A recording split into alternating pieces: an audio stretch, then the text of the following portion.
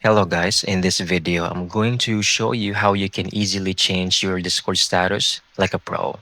Let's begin.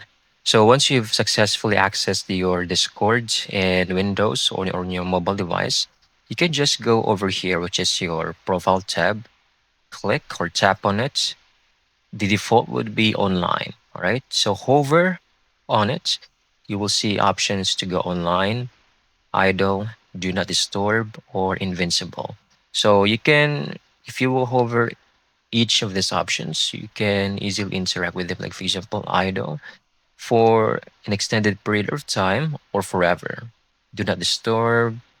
You will not receive desktop notifications or invincible.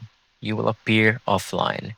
So I would just prefer either invincible or online to make it simple. So that's it. Once you've successfully chose your preference, Discord will automatically save the changes for you. And you can just go back in here if you decide you would like to change your status. That's it. I hope you found this video very helpful.